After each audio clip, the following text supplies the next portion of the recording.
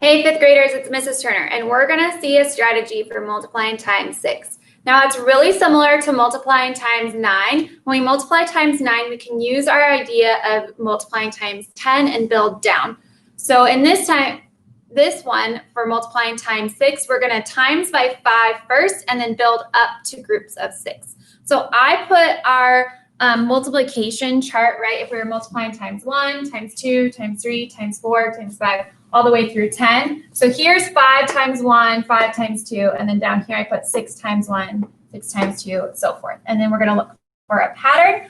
So what's really great about multiplication is we can use skip counting is a basic way to find the answer to multiplication. So it's really easy with 5s, which is why 5's facts proves to be really simple for students. So if I know my 5's facts because I can skip count by 5, I can easily find my 6 facts.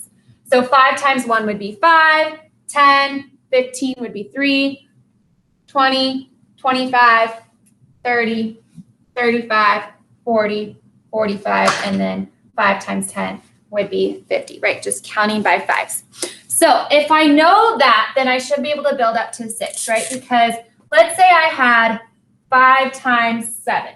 So 5 times 7 is 35, right? 5, 10, 15, 20, 25, 30, 35. Okay, so I just skip counted to get there.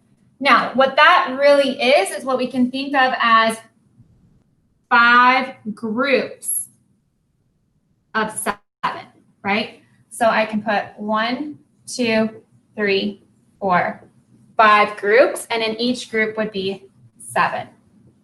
So then 6 groups of 7 is if I add one more group of 7.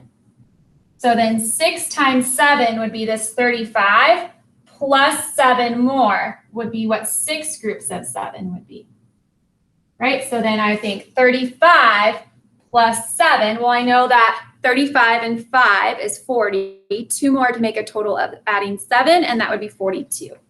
So 6 times 7 is 42.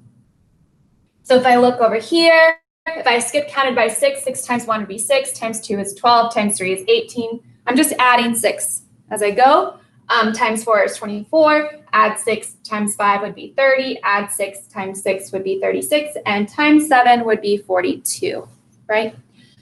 So what I do is I think whatever it is times 5, and then I add that number. So 5 times 1 is 5. I add 1 more, and that would be 6, right? 5 times 2 is 10, so I add 2 more, and I would get 6 times 2, which is 12. Okay, 5 times 3 is 15, and I add 3 more, and I would get 6 times 3 is 18.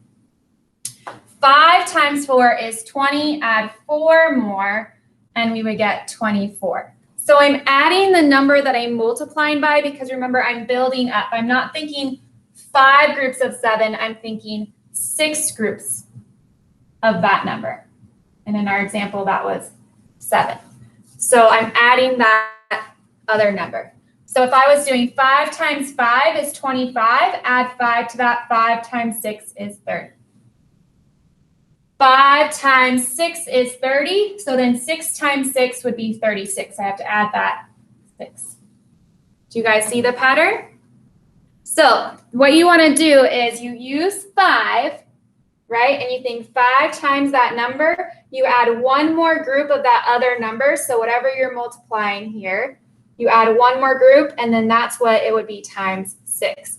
So in our example, 5 times 7 is 35. I add 7 more because I have 1 more group of 7, and I get 42.